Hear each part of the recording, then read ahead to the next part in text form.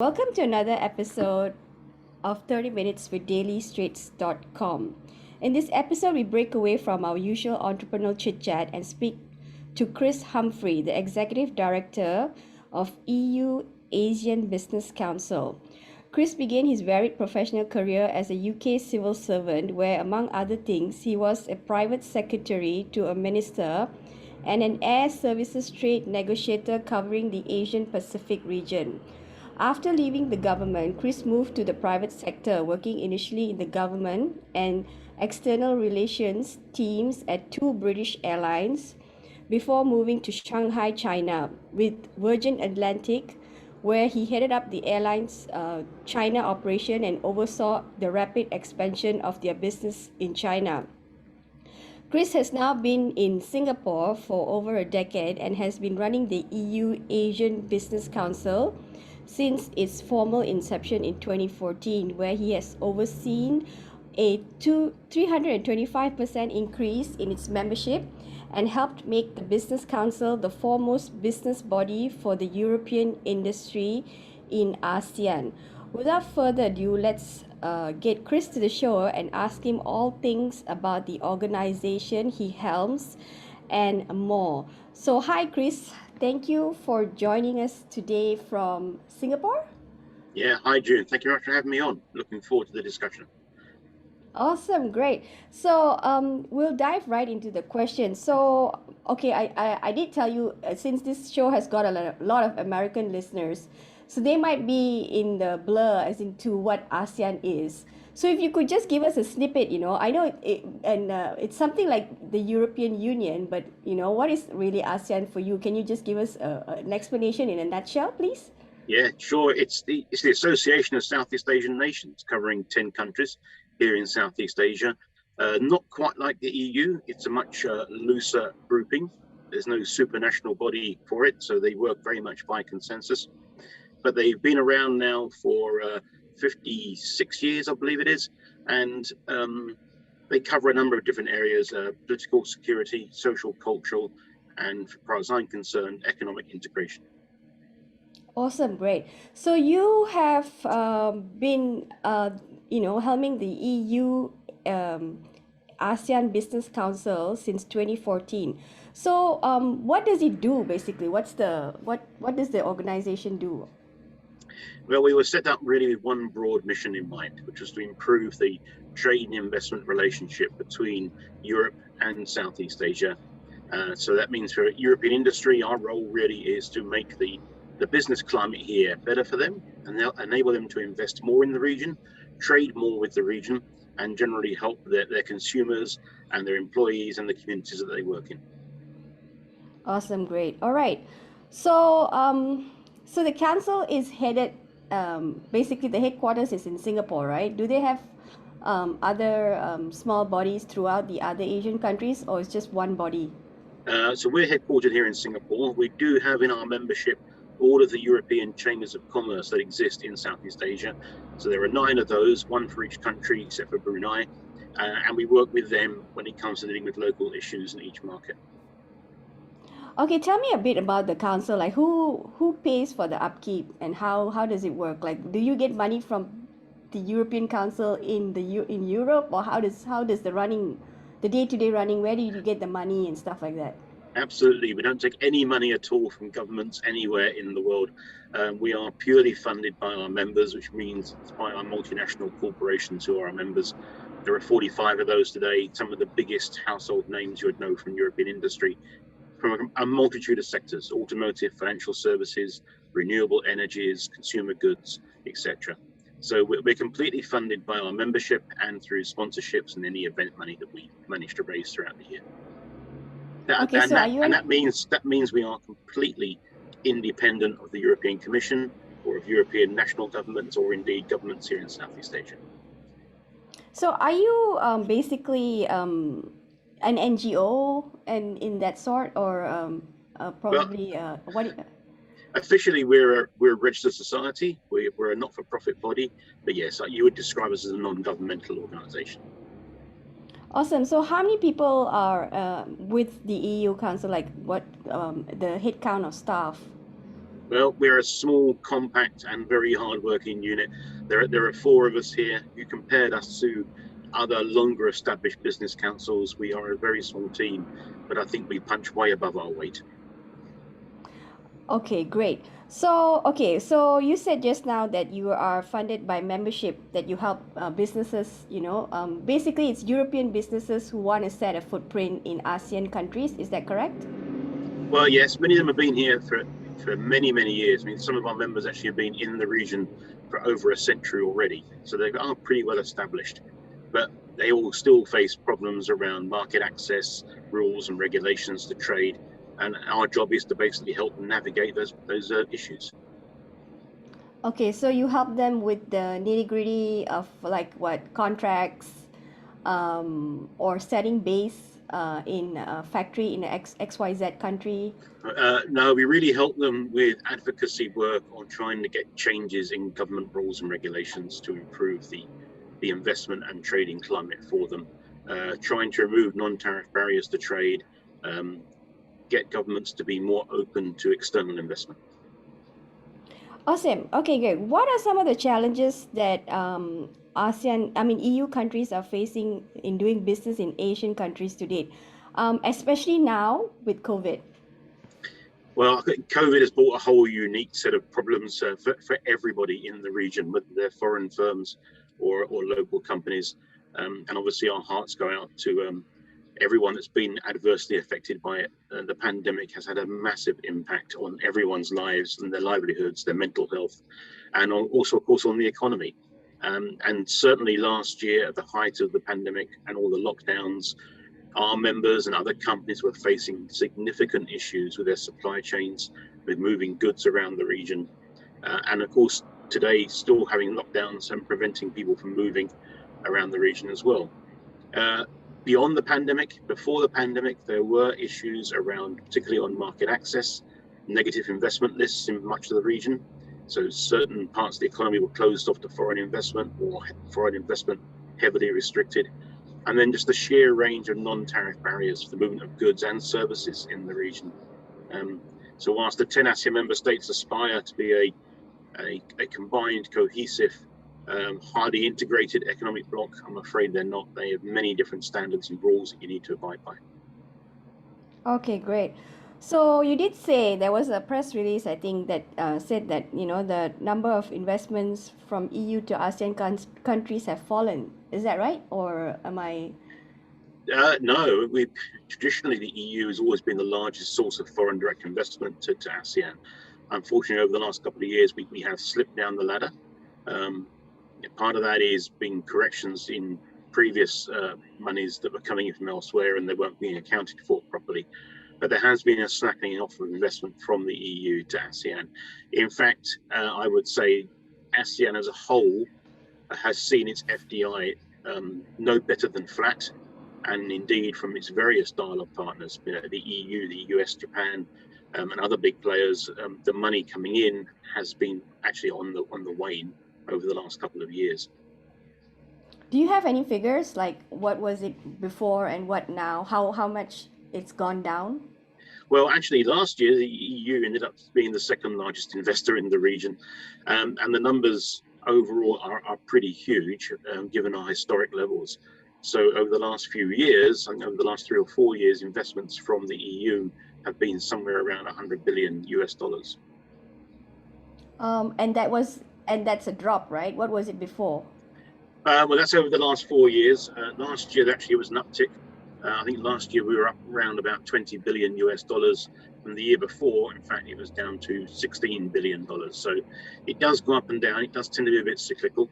And that, investments in companies can be quite lumpy at times when you're making very large investments for new factories. Yeah, so who was number one? Are they the Americans? Last year, I believe the number one was the United States, yes. Awesome. Okay, great. All right, so you see, unlike the EU, many Asian countries are still underdeveloped. So do you see this as a hindrance? Because you have to go through hoops and loops to get things done, or are you used to that and you'll be able to, you're able to get things done easily? I think everybody doing business here in Southeast Asia, and that includes local businesses as well, find there are a number of difficulties in navigating rules and regulations in each country. There are different testing standards, for instance, in the automotive sector between different parts of the region. It's also true for healthcare, for cosmetics, and a whole different number of sectors. So everyone faces challenges, and a lot of those challenges are down really just to navigating the differences and the subtleties between the rules and regulations in each country. That said, I mean, I would always say this: Southeast Asia is a bright spot, I think, on the global economy. It's an area that's been showing pre-pandemic fantastic growth rates, and those growth rates will return because the underlying fundamentals are still there. It is a relatively young region, great urbanization rates, expanding middle classes, a very highly skilled and generally well-educated workforce as well. So it's a region that has lots of promise still. Realizing that promise will depend upon the ASEAN member states, I think, working even closer and even more collaboratively with each other and trying to remove some of those barriers that exist between them. Okay, you did say in one of the press releases that sparked this interview, I was interested because you said one of the main reasons for the region being unable to deliver on its promise on existing ideas. So has there been a lot of talk in Asian, okay, we'll do this, we'll do that, but they never follow up? They've made a long list of promises, June. I mean, there's a thing called the ASEAN Economic Community, which is the aim to create a single market and production base between the 10 countries and a highly integrated and cohesive economy as well. And within that, there are promises to remove non-tariff barriers, to simplify customs procedures, to harmonize standards amongst themselves, to put in place things, the right bedrocks to develop a digital economy in the region. Some people might say the promises that have been made were a bit too much for them to take on. Progress has been slow, partly because the ASEAN way, working through consensus. Nothing wrong with that. That means you are all moving together, but it also means you tend to be moving at the pace of the slowest country. Have they delivered? No. Consistently, we do a survey every year of European industry in the region. That survey consistently shows that we all think ASEAN Economic Community is moving far too slow, that non-tariff barriers to trade, something they're meant to be eliminating, are actually on the increase, they're not decreasing. So I think there's a lot of work to do. To be fair to ASEAN, actually last year, despite the pandemic, some key milestones were hit by them in terms of a thing called the ASEAN Single Window for Customs, the ASEAN Customs Transit System, programs to allow companies to do self-certification for some areas. So there was progress made, but a lot more needs to be done. And I think sleeves need to be rolled up. And particularly now, when we're in this hopefully soon to be post-pandemic world, ASEAN needs to make sure that it remains attractive for trade and investment in what's going to become an increasingly competitive landscape. Awesome. Okay, great. So what is ASEAN's biggest competitor? Is it China? I think everyone sees China as the competitor. To use an American phrase, as you have a largely American audience, China is their 800-pound gorilla in the room, and I think it will be for a very long time. But it's not really ASEAN's competitor. I don't think ASEAN would see anyone being its competitor. They would see them as being complementary to other large trading groups, whether that's the US or the EU or China. ASEAN is very good at being the friend of all of them. Okay, great. All right, so I was wondering, right, which countries are the EU interested in trading in? Do they have any particular liking, maybe Vietnam? Or do you have figures of which country in Asia had the most number of investments from the EU? Well, in terms of FDI flows from the EU, about 80% of the FDI flows from the EU to Southeast Asia land in Singapore first. And that's because Singapore is a regional hub, a regional finance center. Lots of European firms tend to have their treasury function sitting in Singapore. It doesn't mean the money stays here, that most of it doesn't. Most of it flows out from Singapore to elsewhere in the region. To answer your question, Vietnam is a bit of a darling at the moment, and that's partly because it has a newly minted FTA in place for the EU, and also because Vietnam is part of CPTPP, and of course now part of RCEP, and is showing some pretty progressive policies in terms of opening up for investments, and has clearly positioned itself as an alternative to China when you're setting up manufacturing as well. So Vietnam very much in favour. As I mentioned earlier, we do these surveys every year, and I can tell you that the preliminary analysis for this year's one is showing that the markets which European firms are looking to expand more in are Singapore and Vietnam at the top, and then Thailand and Indonesia. Okay, so what kind of sectors are we looking at? Are they food, manufacturing, auto manufacturing?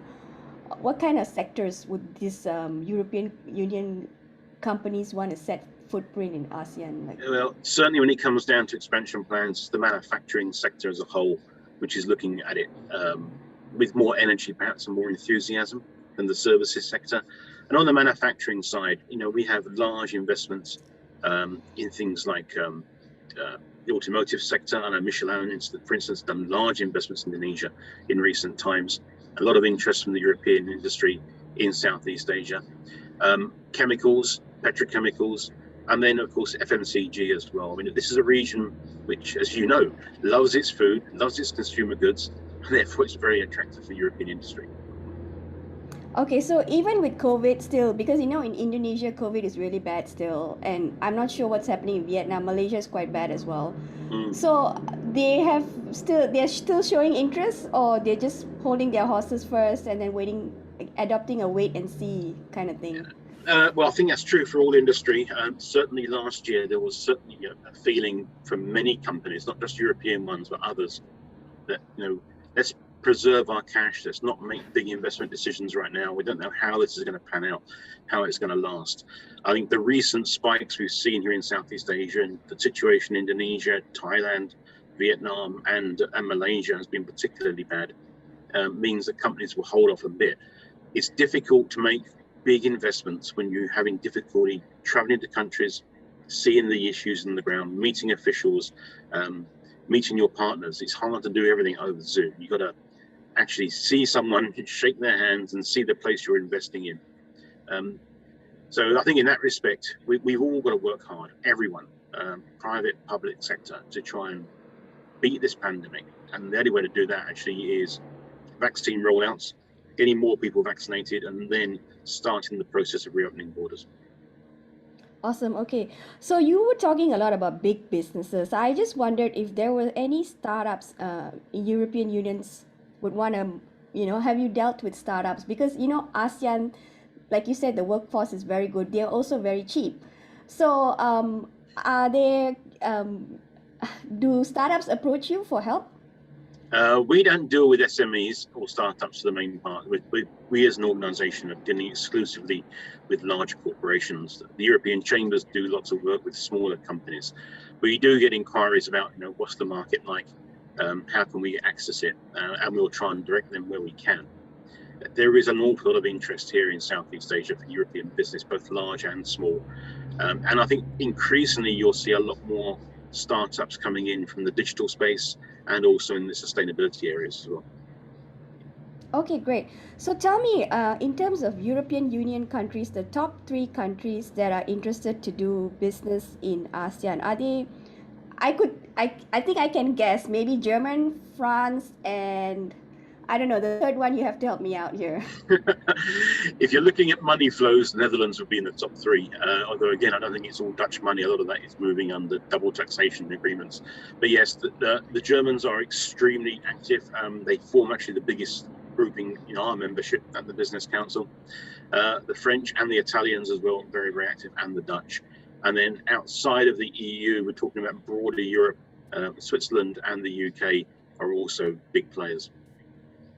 Yeah, so the UK has just come out of the EU. So, and you're British, I assume, right? Because you were working with them. So how does that work? Like, do you still help the UK businesses? Because, they're not part of EU actually right now. So despite the name of the Business Council being the EU-ASEAN Business Council, we actually have members from across Europe.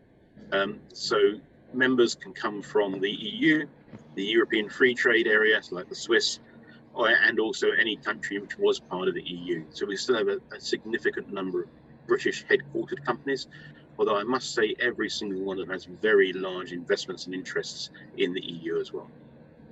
All right, so can you just tell me, right,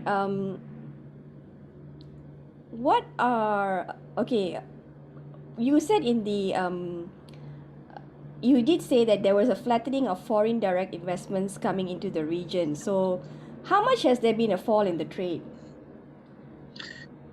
Actually, I think ASEAN trade last year, surprisingly, because I think everyone was predicting a big dip in it, actually held up pretty well. So last year, I was surprised. I was running some numbers fairly recently for some meetings we got coming up, and the trade with Europe in 2020 actually increased slightly over 2019. So trade with Europe in 2020 for ASEAN was above 250 billion US dollars, and that was an increase over what it was the year before, when it was a shade under 250 billion. So surprisingly, given the pandemic and all the lockdowns, trade held up pretty well from Europe to ASEAN last year. Okay, great. That's great. So, this has got nothing to do with the council, but I was just wondering, have you ever heard of the ASEAN having aspirations to have its own currency? I've had questions about that almost every year for the last 7 years doing this job, and the answer is no, and I would never see it coming either.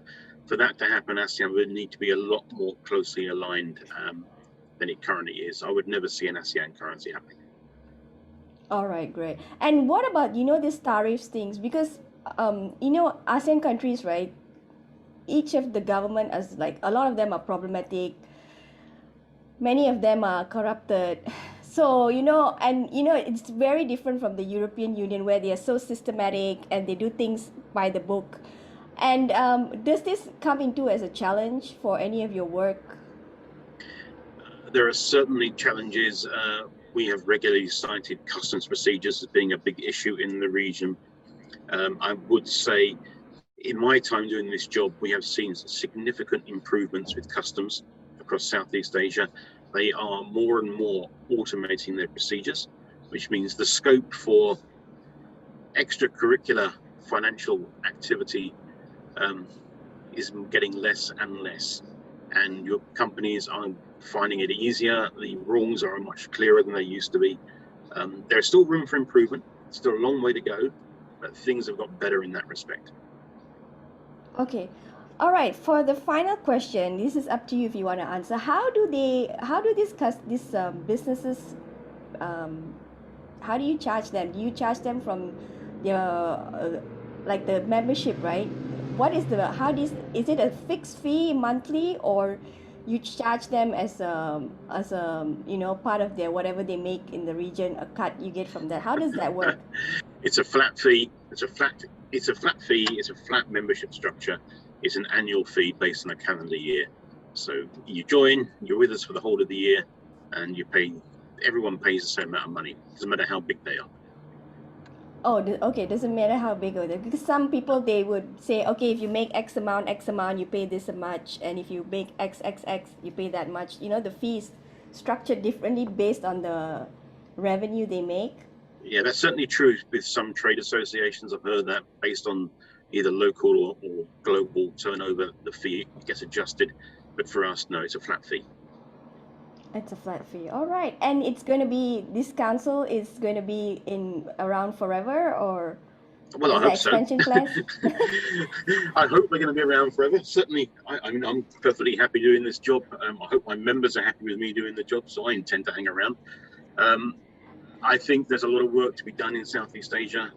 There are more partnerships to be formed. There is more help and assistance we can give each other.